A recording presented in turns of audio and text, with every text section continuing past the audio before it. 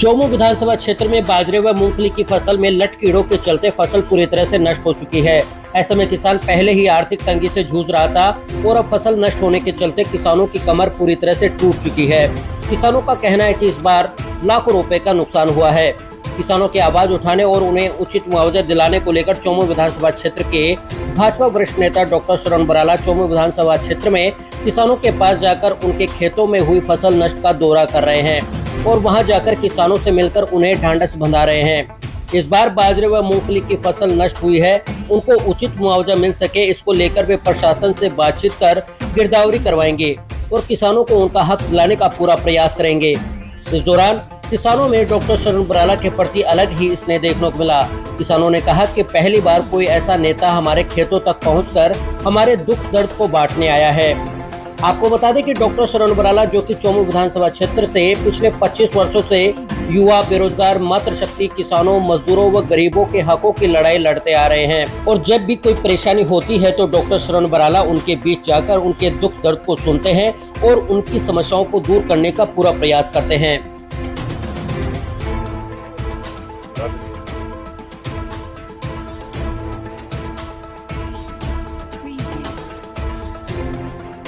मारे सरवणी ना माँ की खेती के माने लट लागी है जो वो सारो बाजरो खर गयो। अब दुनिया का पीछे ले लिया माथा कर लगाया थे मैं तो अब मैं कहीं खावा पी बांध तो पानी को वो 12 महीना से एक फसल हो माँ की जो भी बढ़ गई जी को मैं कहीं गेलो करा मैं मान 12 महीना कर दाऊ अब मैं कहीं किया गेलो करा माँ न पीबा को करो माँ को बढ़ गई साग जी को सतुन करो माँ को गरीब आदमी था मैं तो अधिकार में अब मैं कुन कर जाऊँ बात करवाने को आज हम आती आया थे माँ का बात करी थे रामलाल जी सब सुख से बात है पर हाँ सही से कर जाला ये कर दिए।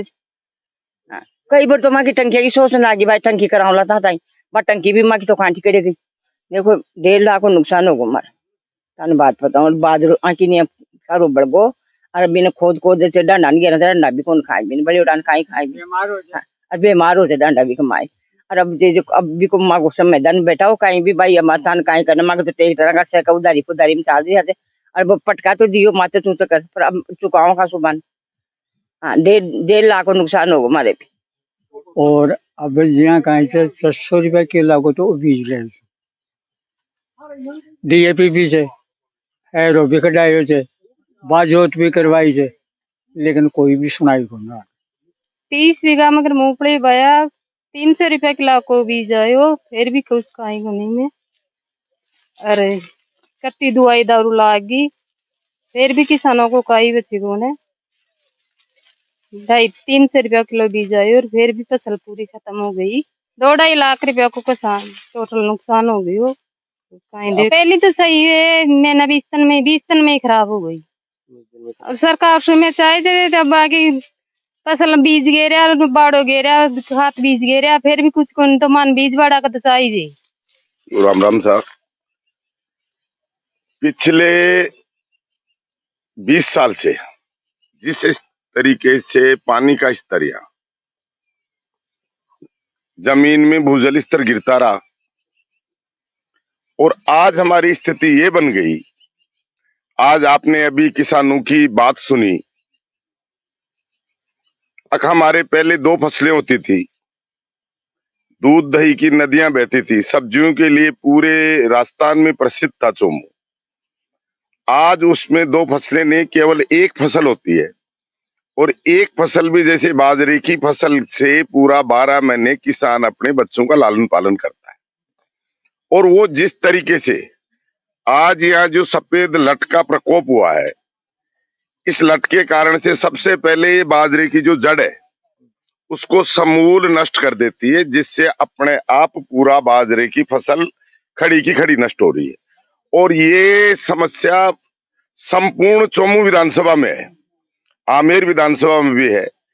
जिस तरीके से यहाँ पानी की समस्या है वो इस तरीके से लग रहा है मुझे कि जैसे 20 साल से यहाँ के जनप्रतिनिधि कुंभकर्णी नींद सो रहे हैं। उनको अपनी जनता जो एक गरीब जनता आज यहाँ हमारे आपके सामने कह रहे थे 700 रुपए का एक टैंकर आता है, वो कैसे अपने बच्चों को पालेगा। जिस तरीके से 12 महीने में एक फसल होती है। अभी माता राम जी कह रहे थे कि हमारा तो सब कुछ इसी फसल पे निर्भर था और उसमें हमारे बीज के खाद के, और चारों तरफ इन्होंने ये सोच के फेंसिंग की कि इस बार अच्छी बाजरे की फसल होगी। लाखों का खर्च करने के बाद आज इनका जो लगाया हुआ लागत मूल्य भी नहीं मिल रहा। तो मेरा राज्य सरकार से ये मांग है, जल्दी से जल्दी हमारे संपूर्ण चौमू विधानसभा में गिरदावरी करा के उनको फसल का जो पूरा मूल्य, जो एक बाजरे होने के बाद उसके जो कड़बी का मूल्य और जो बाजरे का मूल्य, वो यथार्थ आकलन करके गिरदावरी करके जल्दी से जल्दी इनको मुआवजा देना चाहिए। क्योंकि हमारा किसान आज उस अवस्था में पहुंच चुका कि यदि समय रहते हुए यहाँ पानी की व्यवस्था नहीं की गई, संपूर्ण समुचित व्यवस्था या तो नहरों से जोड़ के या कहीं बांध से जोड़ के, हमारे यहाँ पीने सिंचाई का पानी तो दूर की बात, पीने का पानी भी चौमू विधानसभा में 70% एरिया में टैंकरों से अपने जेब के पैसे से खर्च कर रहे हैं। देखो, सबसे पहले तो मैं आज चौमू विधानसभा क्षेत्र के जिस तरीके से मेरे माता पिता समान बुजुर्ग, मेरे छोटे बड़े भाई, मेरे सारे बेटे बेटियां और बहनों का जिस तरीके से प्यार मिल रहा है, जिस तरीके से समर्थन मिल रहा है, उससे मैं इतना ज्यादा गदगद हूं और मैंने अंदर प्रण कर लिया, यदि मैं जनप्रतिनिधि बनने का मौका मिला, विधानसभा में जाने का मौका मिला, राजनीतिक क्षेत्र में मौका मिला, तो इस पानी की लड़ाई, आर पार की लड़ाई लड़ूंगा। चाहे इसके लिए मुझे शहीद आजम भगत सिंह भी क्यों नहीं बनना पड़े, अपनी जिंदगी की शहादत भी क्यों नहीं देनी पड़े। और जो 36 कौम के गरीब हैं, उनकी पानी नहीं बहुत सारी समस्याएं हैं, उनको आज आजादी के 75 साल बाद जिस तरीके से वो अपने बच्चों का लालन पालन नहीं कर रहे, मेरे लिए गरीब ही भगवान रहेगा, उसकी सेवा ही मेरी परमात्मा रहेगा। उनकी सेवा, परमात्मा की सेवा, ये मैंने बचपन में सीखा है, क्यों मैं एक उस गरीब झोपड़ी में जन्मा हुआ हूं। और यहाँ के लोगों ने मुझे आज एक बहुत अच्छी ऊंचाई पे पहुंचाया है। इस धरती माता का कर्ज है, इस मेरी मातृभूमि का कर्ज भी है, और इस तमाम बस्ती माता का कर्ज है।